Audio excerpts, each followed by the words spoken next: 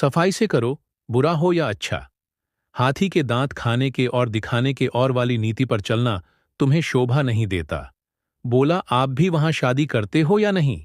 भाला, जब मैं बेईमान, दगाबाज और झूठा ठहरा तो मुझसे पूछना ही क्या? मगर खूब पहचानती हो आदमियों को। क्या कहना है तुम्हारी इस सूझबूझ की? बलैया ले लें? रंगीली, हो बड़े हयादार, बा भी नहीं शर्माते। ईमान से कहा, मैंने बात ताड़ ली कि नहीं? भाल, अजी जाओ, वह दूसरी औरतें होती हैं जो मर्दों को पहचानती हैं। अब तक मैं यही समझता था कि औरतों की दृष्टि बड़ी सूक्ष्म होती है, पर आज यह विश्वास उठ गया और महात्माओं ने औरतों के विषय में जो तत्व की बातें कही हैं, उनको मानना पड़ा।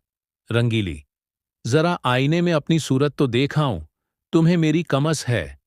जरा देख लो, कितना झेंपे हुए हो। भाल, सच कहना, कितना झेंपा हुआ हूं? रंगीली, इतना ही जितना कोई भला मानस चोर चोरी खुल जाने पर झेंपता है। भाल, खैर, मैं झेंपा ही सही, पर शादी वहां न होगी। रंगीली, मेरी बला से, जहां चाहो करो। क्यों, भुवन से एक बार क्यों नहीं पूछ लेते? भाल, अच्छी बात है, उसी पर फैसला रहा। रंगीली, जरा भी इशारा न करना। भाल, अजी, मैं उसकी तरफ ताकूंगा भी नहीं। संयोग से ठीक इसी वक्त भुवन मोहन भी आ पहुंचा। ऐसे सुंदर, सुडौल, बलिष्ठ युवक कॉलेजों में बहुत कम देखने में आते हैं। बिल्कुल मां को पड़ा था।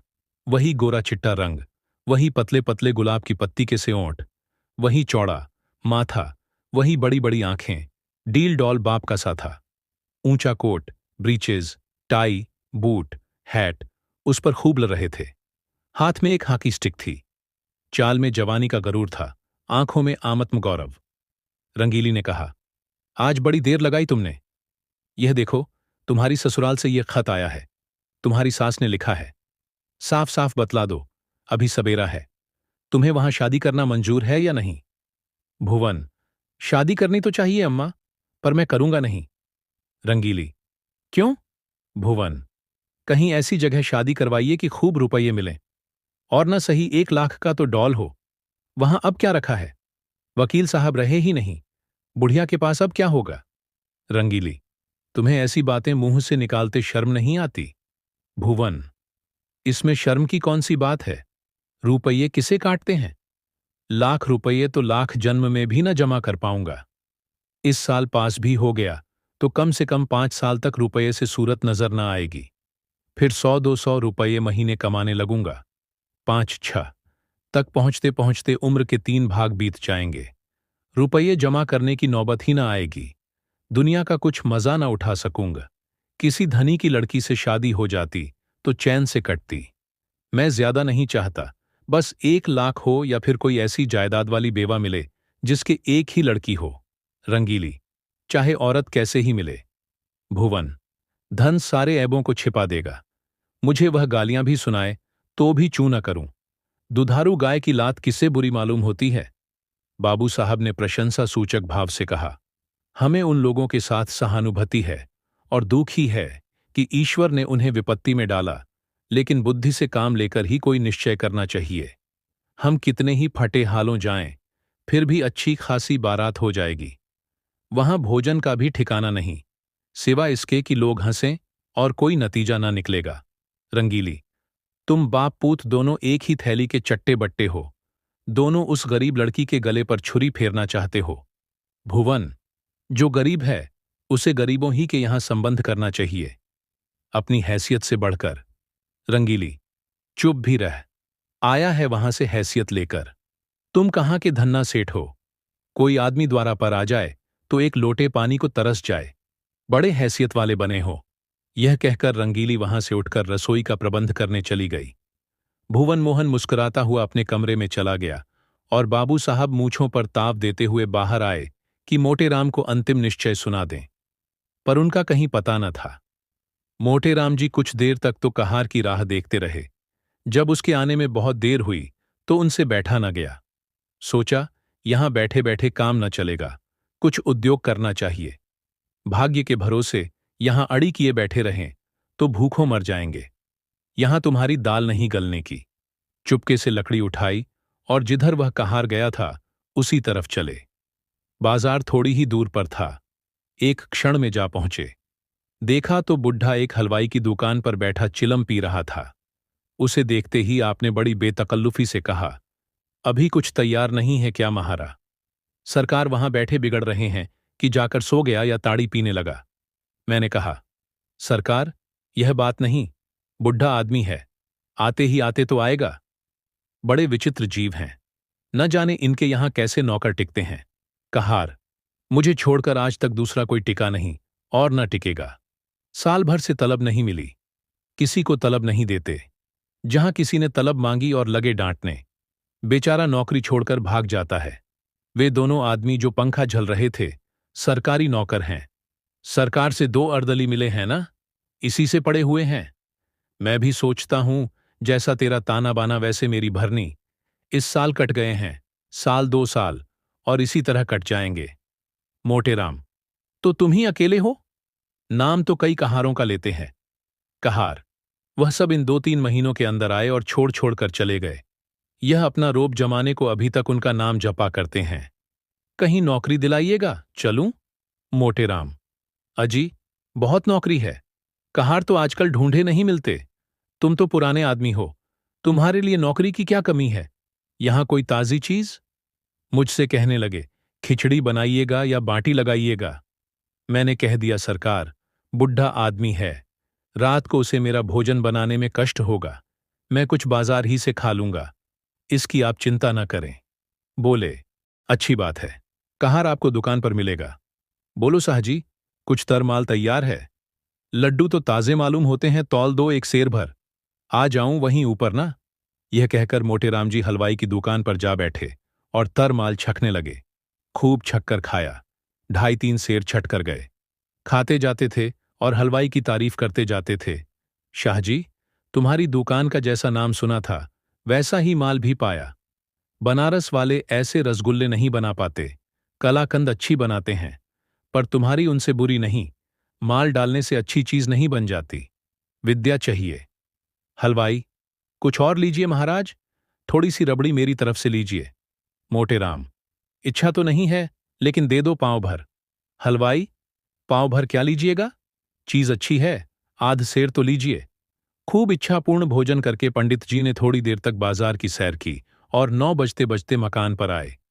यहां सन्नाटा सा छाया हुआ था। एक लालटेन जल रही थी।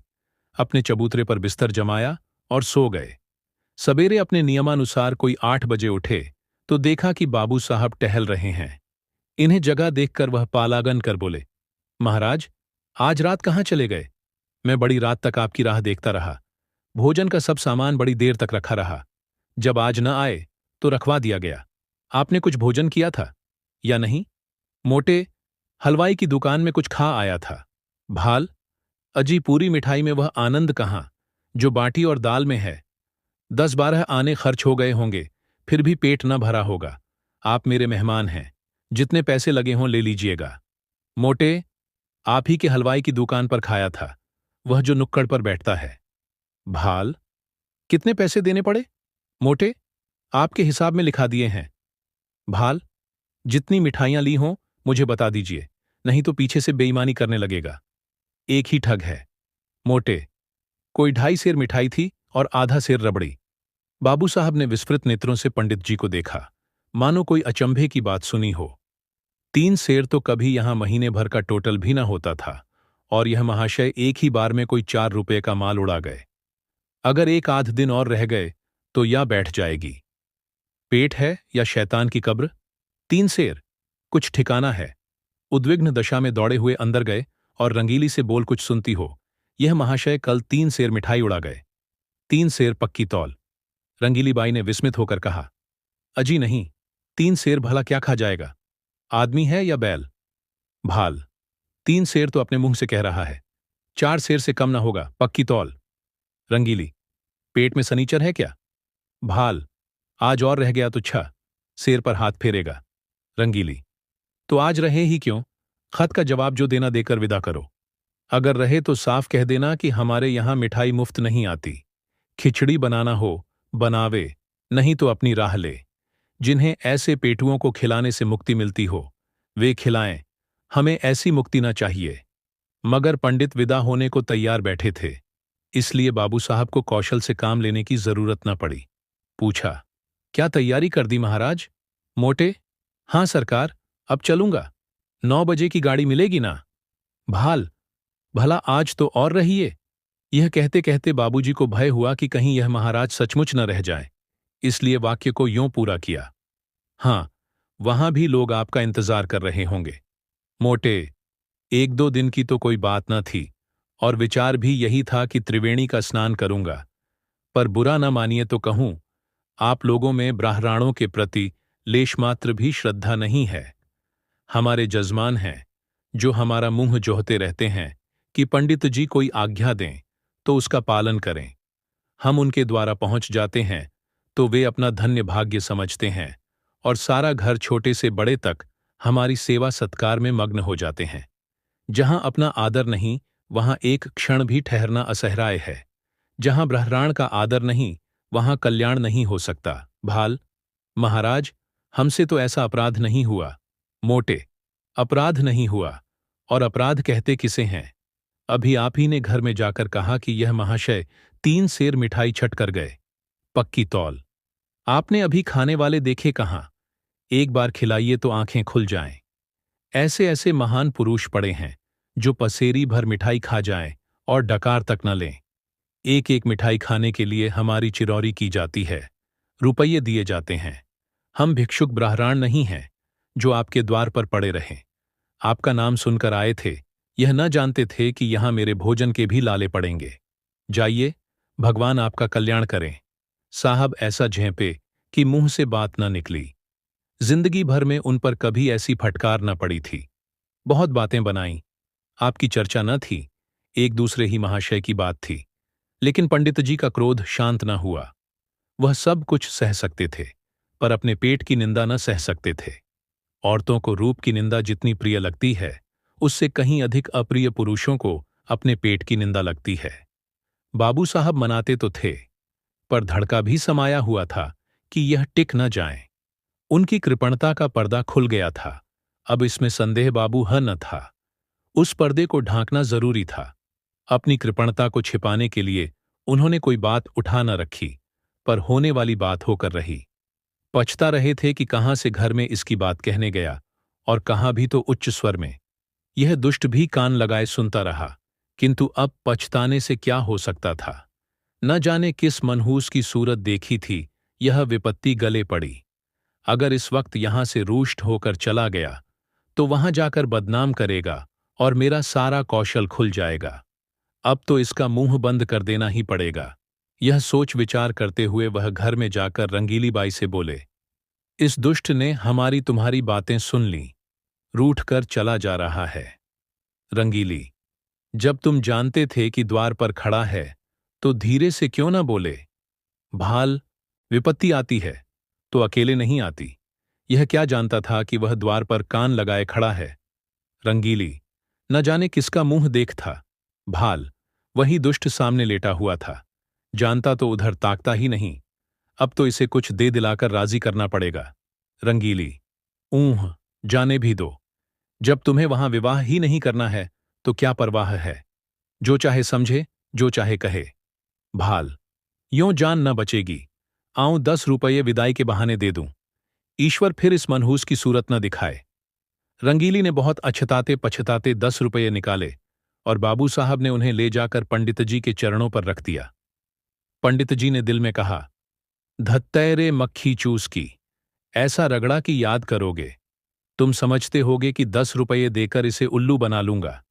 इस फेर में न रहना। यहां तुम्हारी नस नस पहचानते हैं। रुपये जेब में रख लिए और आशीर्वाद देकर अपनी राह ली। बाबू साहब बड़ी देर तक खड़े सोच रहे थे। मालूम नहीं, अब भी मुझे कृपण ही समझ रहा है या पर्दा ढंक गया। कहीं ये रुपये भी तो पानी में नहीं गिर पड़े। कल्याणी के सामने अब एक विषम समस्या आ खड़ी हुई। पति के देहांत के बाद उसे अपनी दुर्वस्था का यह पहला और बहुत ही कड़वा अनुभव हुआ। दरिद्र विधवा के लिए इससे बड़ी और क्या विपत्ति हो सकती है कि जवान बेटी सिर पर सवार हो।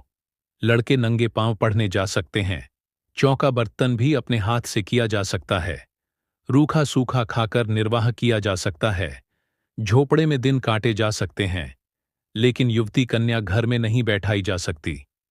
कल्याणी को भालचंद्र पर ऐसा क्रोध आता था कि स्वयं जाकर उसके मुंह में कालिख लगाऊं, सिर के बाल नोच लूं, कहूं कि तू अपनी बात से फिर गया, तू अपने बाप का बेटा नहीं। पंडित मोटेराम ने उनकी कपट लीला का नग्न वृत्तांत सुना दिया था। वह इसी क्रोध में भरी बैठी थी कि कृष्णा खेलती हुई आई और बोली, कै दिन में बारात आएगी अम्मा? पंडित तो आ गए। कल्याणी, बारात का सपना देख रही है क्या? कृष्णा, वही चंदर तो कह रहा है कि 2-3 दिन में बारात आएगी, क्या ना जाएगी अम्मा? कल्याणी, एक बार तो कह दिया, सिर क्यों खाती है? कृष्णा, सबके घर तो बारात आ रही है, हमारे यहां क्यों नहीं आती? कल्याणी, तेरे यहां जो बारात लाने वाला था उसके घर में आग लग गई।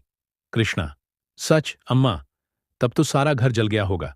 कहां रहते होंगे? बहन कहां जाकर रहेगी? कल्याणी, अरे पगली, तू तो बात ही नहीं समझती। आग नहीं लगी, वह हमारे यहां ब्याह ना करेगा। कृष्णा, यह क्यों अम्मा? पहले तो वहीं ठीक हो गया था ना? कल्याणी, बहुत से रुपये मांगता है, मेरे पास उसे देने को रुपये नहीं है। कृष्णा, क्या बड़े लालची हैं अम्मा? कल्याणी, लालची नहीं तो और क्या है? पूरा कसाई निर्दयी, दगाबाज। कृष्णा, तब तो अम्मा बहुत अच्छा हुआ कि उसके घर बहन का ब्याह नहीं हुआ। बहन उसके साथ कैसे रहती? यह तो खुश होने की बात है अम्मा, तुम रंज क्यों करती हो? कल्याणी ने पुत्री को स्नेहमयी दृष्टि से देखा। इनका कथन कितना सत्य है, भोले शब्दों में समस्या का कितना मार्मिक निरूपण है। सचमुच यह ते प्रसन्न होने की बात है कि ऐसे कुपात्रों से संबंध नहीं हुआ, रंज की कोई बात नहीं। ऐसे कुमानुसों के बीच में बेचारी निर्मला की न जाने क्या गति होती, अपने नसीबों को रोती। जरा सा घी दाल में अधिक पड़ जाता तो सारे घर में शोर मच जाता, जरा खाना ज्यादा पक जाता तो सास दनिया सिर पर उठा लेती। लड़का भी ऐसा लोभी है, बड़ी अच्छी बात हुई, नहीं, बेचारी को उम्र भर रोना पड़ता। कल्याणी यहां से उठी तो उसका हृदय हल्का हो गया था, लेकिन विवाह तो करना ही था, और हो सके तो इसी साल, नहीं तो दूसरे साल फिर नए सिरे से तैयारियां करनी पड़ेगी। अब अच्छे घर की जरूरत न थी, अच्छे वर की जरूरत न थी। अभागिनी को अच्छा घरवर कहाँ मिलता? अब तो किसी भांति सिर का बोझा उतारना था, किसी भांति लड़की को पार लगाना था, उसे कुएं में झोंकना था। यह रूपवती है, गुणशीला है, चतुर है, कुलीन है, तो हुआ करें। दहेज नहीं तो उसके सारे गुण दोष हैं, दहेज हो तो सारे दोष गुण हैं। प्राणी का कोई मूल्य नहीं, केवल देहज का मूल्य है। कितनी विषम भग्य लीला है। कल्याणी का दोष कुछ कम न था। अबला और विधवा होना ही उसे दोषों से मुक्त नहीं कर सकता। उसे अपने लड़के अपनी लड़कियों से कहीं ज्यादा प्यारे थे। लड़के हल के बैल हैं, भूसे खली पर पहला हक उनका है, उनके खाने से जो बचे वह गायों का। मकान था, कुछ नकद था, कई हजार के गहने थे, लेकिन उसे अभी 2 लड़कों का पालन पोषण करना था, उन्हें पढ़ाना लिखाना था। एक कन्या और भी 4-5 साल में विवाह करने योग्य हो जाएगी, इसीलिए वह कोई बड़ी रकम दहेज में न दे सकती थी। आखिर लड़कों को भी तो कुछ चाहिए, वे क्या समझेंगे कि हमारा भी कोई बाप था। पंडित मोटेराम को लखनऊ से लौटे 15 दिन बीत चुके थे। लौटने के बाद दूसरे ही दिन से वह वर की खोज में निकले थे। उन्होंने प्रण किया था कि मैं लखनऊ वालों को दिखा दूंगा कि संसार में तुम ही अकेले नहीं हो, तुम्हारे ऐसे और भी कितने पड़े हुए हैं। कल्याणी रोज दिन गिना करती थी। आज उसने उन्हें पत्र लिखने का निश्चय किया और कलम दवात लेकर बैठी ही थी कि पंडित मोटेराम ने पदार्पण किया। कल्याणी, आइए पंडित जी, मैं तो आपको खत लिखने जा रही थी, कब लौटे? मोटेराम, लौटा तो प्रातःकाल ही था, पर इसी समय एक सेठ के यहां से निमंत्रण आ गया। कई दिन से तरमाल न मिले थे, मैंने कहा कि लगे हाथ यह भी काम निपटाता चलूं। अभी उधर ही से लौटा आ रहा हूं, कोई 500 ब्रहराणों को पंगत थी। कल्याणी, कुछ कार्य भी सिद्ध हुआ या रास्ता ही नापना पड़ा? मोटेराम, कार्य क्यों न सिद्ध होगा, भला यह भी कोई बात है? 5 जगह बातचीत कर आया हूं, 5 की नकल लाया हूं, उनमें से आप चाहे जिसे पसंद करें। यह देखिए, इस लड़के का बाप डाक के सींगे में 100 रुपये महीने का नौकर है। लड़का अभी कॉलेज में पढ़ रहा है, मगर नौकरी का भरोसा है, घर में कोई जायदाद नहीं। लड़का होनहार मालूम होता है। खानदान भी अच्छा है, 2,000 में बात तय हो जाएगी। मांगते तो यह 3,000 हैं। कल्याणी, लड़के के कोई भाई है? मोटे, नहीं, मगर 3 बहनें हैं और तीनों कुंवारी। माता जीवित है। अच्छा, अब दूसरी नकल दिए। यह लड़का रेल के सींगे में 50 रुपये महीना पाता है। माँ बाप नहीं है। बहुत ही रूपवान, सुशील और शरीर से खूब हृष्टपुष्ट कसरती जवान है। मगर खानदान अच्छा नहीं। कोई कहता है माँ नाइन थी, कोई कहता है ठकुराइन थी। बाप किसी रियासत में मुख्तार थे। घर पर थोड़ी सी जमींदारी है, मगर उस पर कई हजार का कर्ज है। वहां कुछ लेना देना न पड़ेगा। उम्र कोई 20 साल होगी। कल्याणी, खानदान में दाग ना होता तो मंजूर कर लेती। देखकर तो मक्खी नहीं निगली जाती। मोटे, तीसरी नकल देखिए। एक जमींदार का लड़का है, कोई 1,000 सालाना नफा है। कुछ खेतीबाड़ी भी होती है। लड़का पढ़ लिखा तो थोड़ा ही है, कचहरी अदालत के काम में चतुर है। दुहाजू है, पहली स्त्री को मरे 2 साल हुए। उससे कोई संतान नहीं, लेकिन रहना सहन। मोटा है। पीसना कूटना घर ही में होता है। कल्याणी, कुछ देहज मांगते हैं? मोटे, इसकी कुछ न पूछिए, 4,000 सुनाते हैं। अच्छा, यह चौथी नकल दिए। लड़का वकील है, उम्र कोई 35 साल होगी। 300-400 की आमदनी है। पहली स्त्री मर चुकी है, उससे 3 लड़के भी हैं। अपना घर बनवाया है। कुछ जायदाद भी खरीदी है। यहां भी लेन देन का झगड़ा नहीं है। कल्याणी, खानदान कैसा है? मोटे, बहुत ही उत्तम, पुराने रईस हैं। अच्छा, यह 5वीं नकल दिए। बाप का छापा खाना है। लड़का पढ़ा तो B.A. तक है, पर उस छापे खाने में काम करता है। उम्र 18 साल की होगी। घर में प्रेस के सिवाय कोई जायदाद नहीं है, मगर किसी का कर्ज सिर पर नहीं। खानदान न बहुत अच्छा है न बुरा। लड़का बहुत सुंदर और सच्चरित्र है, मगर 1,000 से कम में मामला तय न होगा। मांगते तो वह 3,000 हैं। अब बताइए, आप कौन सा वर पसंद करती हैं? कल्याणी, आपको सबों में कौन पसंद है? मोटे, मुझे तो 2 वर पसंद हैं। एक वह जो रेलवे में है और दूसरा जो छापेखाने में काम करता है। कल्याणी, मगर पहले के तो खानदान में आप दोष बताते हैं। मोटे, हाँ, यह दोष तो है। छापेखाने वाले को ही रहने दीजिए। कल्याणी, यहां 1,000 देने को कहां से आएगा? 1,000 तो आपका अनुमान है, शायद वह और मुंह फैलाए। आप तो इस घर की दशा देख ही रहे हैं। भोजन मिलता जाए, यही गनीमत है। रुपये कहां से आएंगे?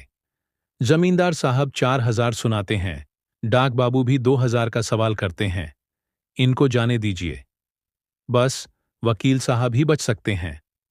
35 साल की उम्र भी कोई ज्यादा नहीं। इन्हीं को क्यों न रखिए? मोटे राम, आप खूब सोच विचार लें। मैं यूं आपकी मर्जी का ताबेदार हूं। जहां कहिएगा वहां जाकर टीका कराऊंगा। मगर 1,000 का मुंह न देखिए। छापे खाने वाला लड़का रत्न है। उसके साथ कन्या का जीवन सफल हो जाएगा। जैसी यह रूप और गुण की पूरी है, वैसा ही लड़का भी सुंदर और सुशील है। कल्याणी, पसंद तो मुझे भी यही है महाराज, पर रुपये किसके घर से आए? कौन देने वाला है? है कोई दानी? खाने वाले खा पीकर चंपत हुए। अब किसी की भी सूरत नहीं दिखाई देती, बल्कि और मुझसे बुरा मानते हैं कि हमें निकाल दिया। जो बात अपने बस के बाहर है, उसके लिए हाथ ही क्यों फैलाऊं? संतान किसको प्यारी नहीं होती? कौन उसे सुखी नहीं देखना चाहता? पर जब अपना काबू भी हो। आप ईश्वर का नाम लेकर वकील साहब को टीका कराइए। आयु कुछ अधिक है, लेकिन मरना जीना विधि के हाथ है। 35 साल का आदमी बुढ़ा नहीं कहलाता। अगर लड़की के भाग्य में सुख भोगना बदा है, तो जहां जाएगी सुखी रहेगी। दुख भोगना है, तो जहां जाएगी दुख झेलेगी। हमारी निर्मला को बच्चों से प्रेम है। उनके बच्चों को अपना समझेगी। आप शुभ मुहूर्त देखकर टीका कराएं।